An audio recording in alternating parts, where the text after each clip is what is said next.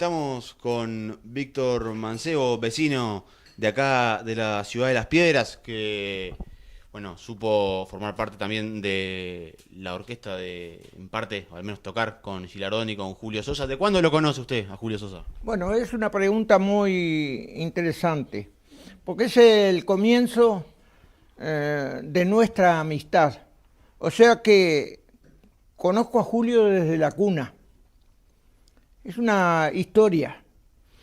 Esta historia comienza cuando nuestras madres trabajaban como sirvientas, se les llamaba antes sirvienta, hoy serían domésticas. Trabajaban en una casa de familia de la ciudad de Las Piedras. Entonces, todos los días, al concurrir a trabajar la madre de Julio y mi madre, nos acostaban en la misma cama. Yo tengo un año más que Julio. Yo empezaría a caminar y Julio recién nacía. Y ahí quiere decir que nuestra amistad nace en la cuna de una casa de familia. Bien, pasado el tiempo, o sea, los años escolares, el crecimiento, todo eso, no nos habíamos visto con Julio hasta que en un momento dado nos encontramos a los 14 años, más o menos 13 o 14 años, nos encontramos y de ahí para adelante compartimos siempre la vida juntos, hasta el día que él se decidió tomar el buque. Pero es muy importante, lo que yo quiero hacer resaltar es lo que era Julio, no como el artista, yo lo quiero hacer resaltar como ser humano. Primero la niñez, una niñez muy hermosa, un niño de esos niños que sufrían la pobreza, pero que en realidad la llevaban muy bien, ¿me entiendes? Protegido por sus padres siempre trabajaban, y aunque era el tiempo de andar con pantalones remendados, pero eran niños muy bien criados, muy respetuosos, ¿me entiendes? Julio fue creciendo así y empezó a deambular por una serie de lo que comúnmente se le llamaba recreos acá en Las Piedras, donde habían concursos de canto. Había 8 o 10 de esos lugares. Entonces hoy se concursaba en uno y al otro día pasaba al otro y así sucesivamente. Y Julio llegó a ganar su primer concurso a gente mayor teniendo 14 años y ganó 10 pesos ese día. Bueno, pero después con el correr del tiempo, esto viene a ser otra especie de anécdota. Con el correr del tiempo, aquí entre Las Piedras y La Paz, existió un gran músico, que fue el maestro Carlos Gilardone, que a la postre vino a ser el primer maestro de Julio. Él era nacido en La Paz. Entonces un día lo invita a Julio que fuera a dar una prueba con su orquesta. Y Julio me invita a mí, me dice, vamos a La Paz, que el maestro Carlos Gilardone me va a dar una prueba. Bueno, lo acompañé ahí en Viale antes de llegar a La Paz. Bueno, ensayó y quedó incorporado a la orquesta como cantor. Ya, vamos a suponerlo, se trabajaba la orquesta un día martes o miércoles y ya el sábado ya quedó incorporado a la orquesta. Cuando salimos de allí, me dice, viste, dice, que me contrató el maestro Gilardone, dice, ¿por qué no te venís conmigo? Dice, y anunciás vos la orquesta.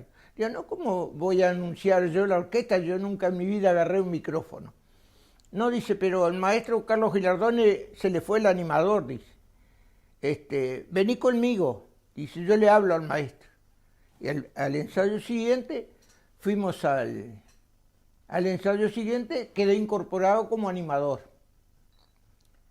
Julio cantó 1 año y medio con la orquesta del maestro Carlos Girardone y ahí fue el nacimiento de una linda amistad con el maestro Carlos Girardone porque permanecí 30 años junto a él. E inclusive hasta su muerte fuimos amigos, una amistad de, digamos, de 50 años. Pero volviendo al tema hablemos un poco del Julio. Julio era una persona que tenía un carácter muy fuerte, se hablaba, pero en el fondo, dentro de la amistad, era un niño como todos nosotros, ¿entendés? Tanto es así que un día la señora de Pontier, maestro al cual él había trabajado en Buenos Aires con él, se refirió en un libro a esto de Julio, porque decían que Julio tenía carácter fuerte. Entonces la señora de Pontier dijo, Julio cuando viene a mi casa y agarra a Armandito para andar en la motoneta, yo tiemblo, dice, porque Julio, dice, es un niño metido adentro de un cuerpo grande. Esa era la definición de la forma de ser de Julio. Un niño que tuvo muchas carencias, muchos problemas de crianza, todo eso, porque toda gente pobre, éramos todos trabajadores. Pero después hubo otra cosa en Julio. Por ejemplo, aquella persona que teniendo 14 o 15 años, nos sentábamos en una vereda y ya él soñaba. Después con los años, cuando nos juntamos con el maestro Carlos Girardone, hacíamos los bailes en todo Canelones y todo eso, y en la terminación de los bailes siempre teníamos un lugar en la madrugada para comer o para estar y charlando y todo. Y ahí era donde él volaba, se trasladaba en su imagen y todo lo que él soñaba, que parecía un sueño, es lo que en realidad estaba proyectando para su vida, para ser el gran artista que llegó a ser. Ese era el Julio, un montón era un poco genioso porque había tenido, por ejemplo, él tuvo 3 casamientos. Entonces, el primer casamiento se casó a los 16 años, un desengaño tremendo, y de ahí ya quedó marcado para toda la vida. Y es precisamente eso, quizás lo que le fue creando el carácter de él, hasta que inclusive lo lleva a la muerte. Porque Julio tenía 3 vicios: el cigarro, el café y las mujeres. Las mujeres fue precisamente lo que lo llevó a la muerte.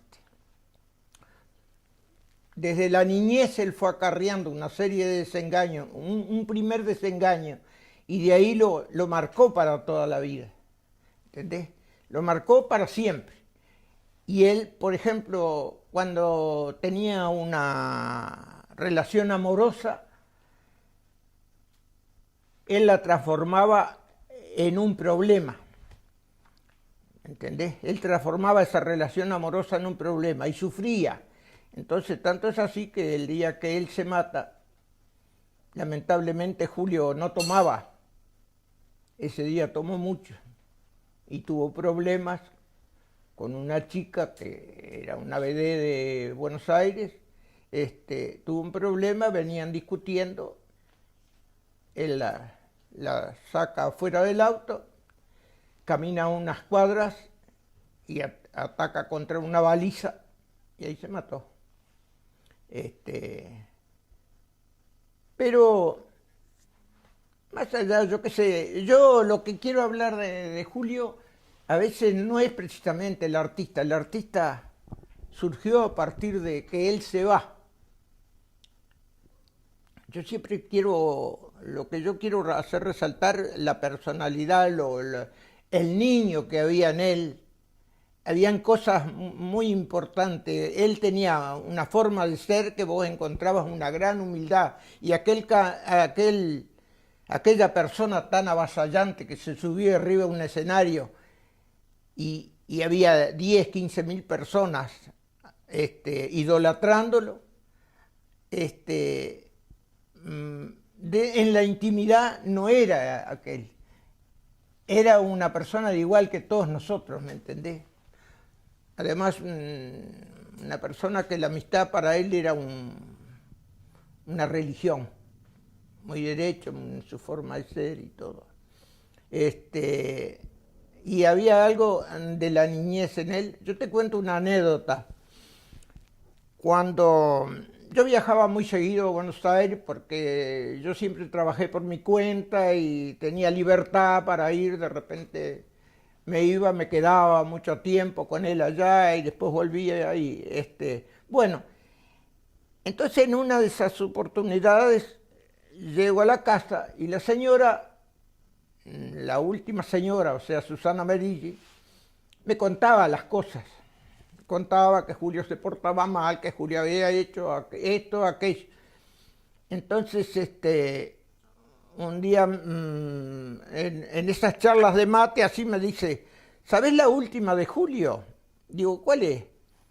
Dice, se apareció a casa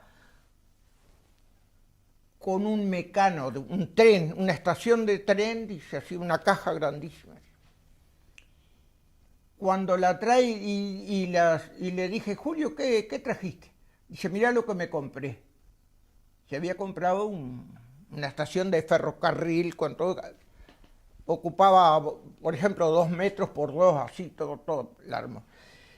Entonces dice, pero Julio, dice, vos te das cuenta que estamos pagando la cuota del auto, el alquiler, la cuota del anillo, todo, y vos te comprás esto, dice, y ahora dice, ¿qué hacemos? Entonces él lo puso allí, jugó 2 días con él, lo envolvió y se lo llevó venía a ser un sobrino, un medio sobrino de él allá en Buenos Aires, se lo llevó a un niño chico. Lo que quiero contar es que eso que hizo Julio ahí era algo pendiente de la niñez. Él a lo mejor cuando niño habrá soñado tener un tren, ¿te das cuenta? Se cumplió el sueño. Lo envolvió y se lo llevó de regalo a una persona. Y yo qué sé, por eso digo, a veces nosotros, terminados los bailes, íbamos al continuado a las 3, las 4, las 3 de la mañana, por ejemplo, veníamos, comíamos algo en el continuado, salíamos caminando y en una esquina siempre, una esquina que está en la Avenida General Flores y Torre García, ahí nos separábamos. Yo venía para este barrio porque yo siempre residí por acá y él vivía para la de allá. Nos sentábamos en la vereda y ahí empezaba él a soñar con la música, con los tangos, que es lo que él dice, yo si algún día puedo ir a Buenos Aires, quiero hacer esto, quiero hacer esto. Todo lo hizo. Lo planificó acá. Lo soñó, más bien dicho, no lo planificó, lo soñó. Y el sueño se le hizo realidad.